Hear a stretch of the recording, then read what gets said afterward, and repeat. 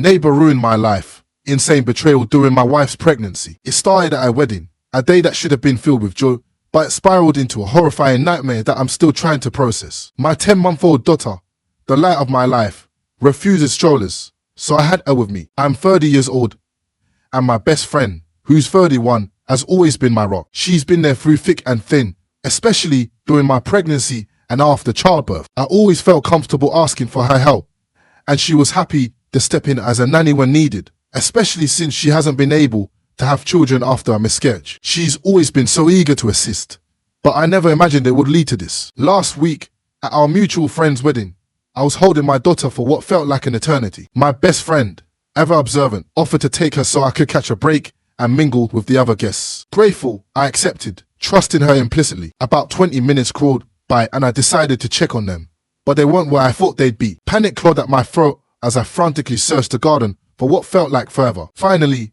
after what felt like an eternity, I spotted her talking to a small group of people, cradling my daughter. But as I got closer, what I saw sent a jolt of pure, ice-cold dread straight to my heart. My best friend had one of her breasts shoved into my daughter's mouth. My mind went blank. Utter disbelief crashed over me. I tried to stay calm, but inside, I was screaming. I walked up to her, every step heavy with disbelief, and quietly told her we needed to talk. We found a secluded spot, and the words burst out of me, raw and furious.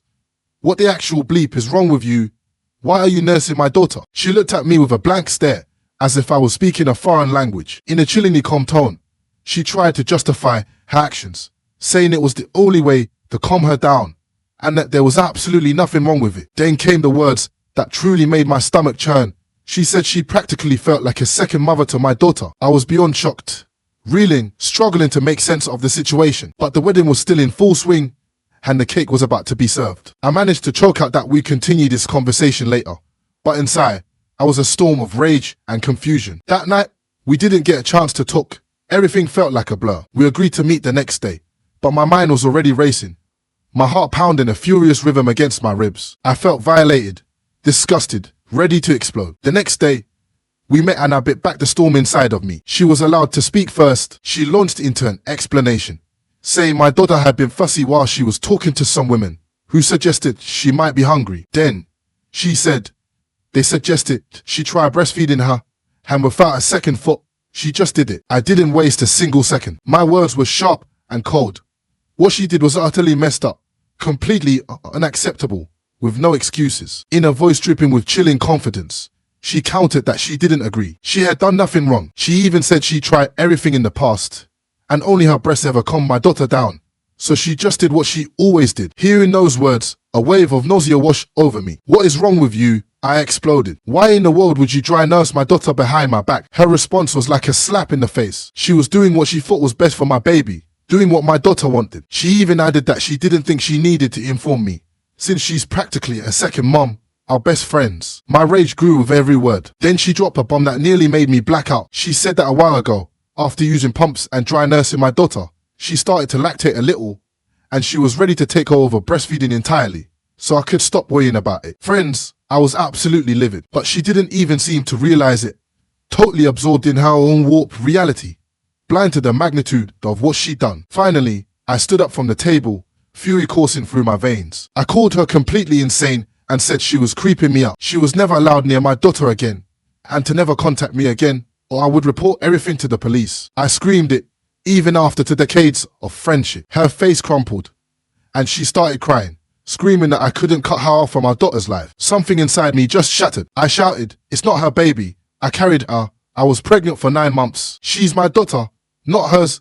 And I walked out. I'm still reeling, beyond shocked. I've received a barrage of texts begging me to reconsider and asking to see my daughter. I told her to stop contacting me and blocked her. If I receive another message or call, I'm going straight to the police. I'm disgusted that she was my best friend. Why would she do something like this? I'm completely speechless. I want to puke. The next day, after bombarding me with social media messages, she showed up at my door. I demanded she leave. Even though I was beyond furious, I hesitated to call the police. She started rambling, desperate to understand why I was treating her this way and keeping her away from my daughter, insisting she did absolutely nothing wrong. I fired back that everything she did was wrong, especially doing it all behind my back, without even asking. She couldn't be my daughter's mother and she couldn't simply take over breastfeeding. I told her it was completely delusional to even think it was okay. Then, she delivered the ultimate blow. My daughter needs her breast. Her milk was better for my baby. I needed to stop being selfish and think about what was really good for her. She'd even let me breastfeed until my supply was sufficient. But after that, I should hand over the responsibility to her if I wanted my daughter to grow up healthy. And then, as if on cue, my daughter started crying, and she took that as a sign. She wouldn't leave until I finally called the police. All the while, she kept insisting she was only doing what was best for my daughter. I'm just done. Completely and utterly broken. I can't take this anymore. I reached out to a mutual friend and spilled everything, emphasizing that my best friend desperately needed help. She agreed to talk to her and try to figure out what was going on. In the meantime, I'm going to the police to file a restraining order, and I'll talk to the pediatrician as soon as possible. I can't keep living like this. I'm starting to get really worried about my daughter. My best friend and I have been inseparable for over 20 years.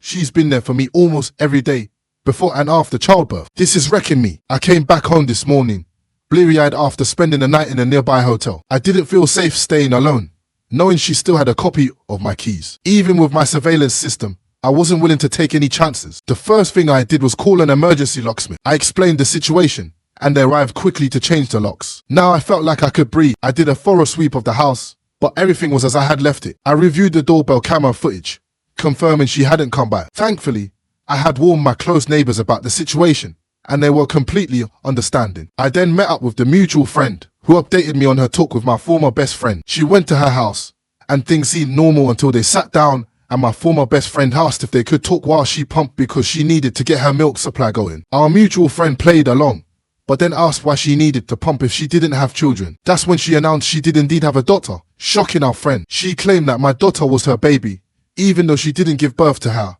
and that my daughter needed her milk to grow healthy. She accused me of being selfish and inconsiderate for not letting her breastfeed my daughter. I wasn't surprised, but it was still deeply depressing. This woman was so incredibly normal, apart from this bizarre behavior. I then asked our friend to accompany me to the police, but I was informed that there's no legal basis to file a restraining order.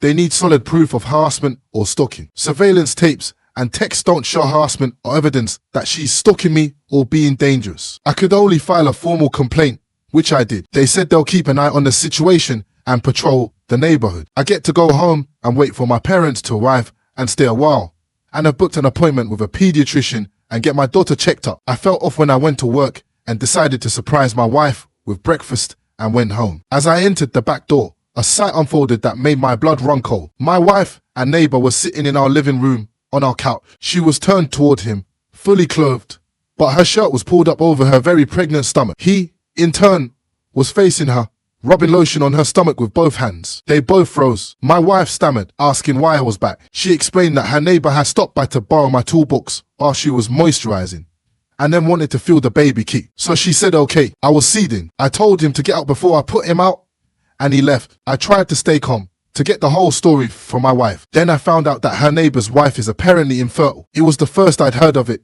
which is baffling considering the guy never shuts up about his life. He just wanted to feel the baby. That's her story, and she's sticking to it. It's not good enough. There's a huge difference between feeling a baby for 10 seconds and coming into our home and rubbing lotion on my wife's stomach. If he was some close friend, I might understand, but I dislike the guy. My wife has never expressed closeness to him, and she's not the type to let anyone she's not close to touch her like that. In one day, he went from a distant acquaintance to being invited in, letting him rub her pregnant stomach. It's convenient that he showed up that early, right after I went to work and his own wife left. He never comes over asking to borrow anything of mine. Yet, at 9:30 in the morning, he urgently needs a toolbox. I don't believe my wife, and my trust is shaken. Her story makes no sense. When I told her I had mentioned this to his wife, she was adamant that I don't, as to not make it more than what it is. If it was innocent, what more could there be?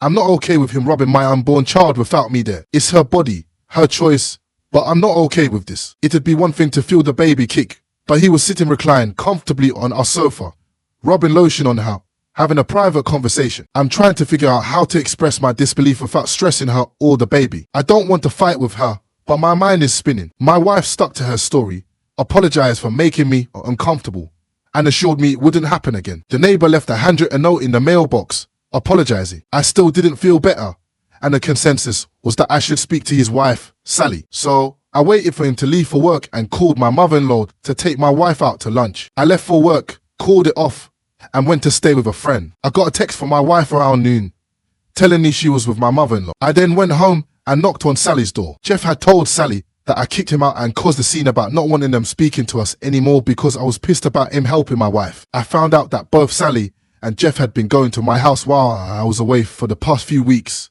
as my wife had asked if they'd be willing to lend a hand with chores. Sometimes Sally went over and did small things, or just hung out. Sometimes they both came, and sometimes just Jeff. My wife told Sally that I knew and was fine with it, so she was confused when her husband told her the BS about me being mad. She showed me texts to my wife asking if she was welcome over, but my wife hadn't replied. Since she doesn't socialize with us, she assumed her husband was telling the truth. She also admitted that she'd noticed Jeff and my wife becoming fast friends and figured it was due to the pregnancy. She thought it was his way of dealing with their inability to have kids. I told her what I walked in on about the toolbox light. We came to the same conclusion, cried, hugged, and took turns trying to accept what happened. We walked around the block and plotted. She planned to call Jeff at work and say my wife confessed to an affair between them to see what happened. I went back to my friends, began experiencing intense panic attacks and fearing that I had messed up and was on the verge of destroying my marriage and wondering if I was wrong. Not long after,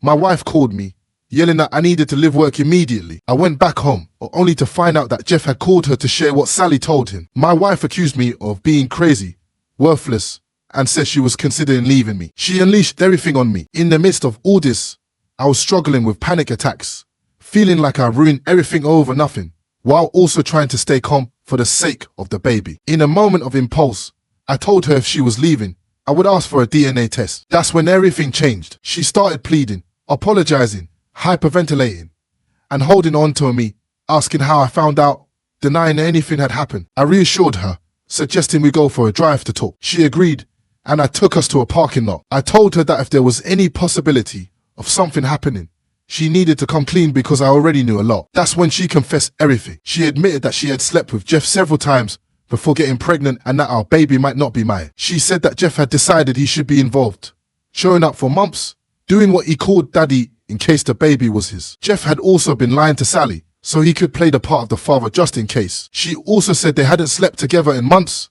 though I'm not sure if that even mattered. She added that we could move away and the baby would be ours no matter what, claiming Jeff had manipulated her. She had also been lying to Sally to cover it all. I asked her if she would stay with her mom for a few days while I gathered my thoughts. I took her home, helped her pack, and dropped her off. I packed the essentials and I am now staying in a friend's basement. My friend called her on my behalf, telling her that if the baby is mine, I'll take responsibility. But if it's not, she's on her own. Either way, I'm filing for divorce. My friends took my phone and deleted my social media accounts. She's been calling my friends, but they've been telling her off. I spoke with my boss, who's been understanding. The last update I got from Sally was that Jeff hadn't been home and had stopped responding to her texts and calls. As for me, I feel like I have lost everything. In less than a week, my life has completely fallen apart, and the only thing keeping me going is the slim possibility that the baby is mine. Right now, that's all I have. Off for the first time in my life, I'm praying for the strength to stop feeling this way and to find a way to move forward. My wife and I agreed to sit down and talk. We did it in my friend's basement with my friend upstairs for support. When she arrived, we said everything we needed to say. I lost my temper and said a lot of harsh things, many of which I regret. She spent the whole time apologizing and asking me to take her back, pleading for a chance to make our family work. After everything that she said, I owed it to our child. This went on for about an hour until I realized there was nothing more to say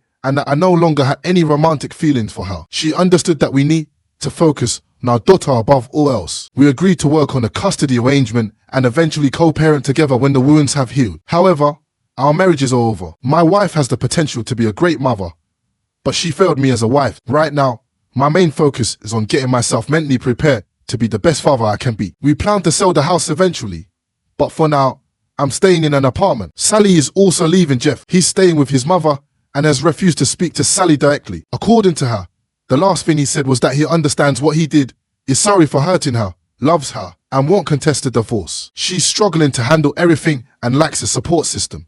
So we've started developing a friendship. We're just the people who have been hurt, leaning on each other, and I'm doing my best. She plans to start therapy, and I don't plan on anything beyond a friendship with Sally. She's a wonderful person, but that's all it is. I know there's still a lot to work through and healing to be done, but I'm stable now, and being a dad is what matters most to me. So, after hearing everything, I'm really hoping to get some perspective. Did I handle these situations the right way? Was I too harsh? Or not harsh enough? Am I missing something?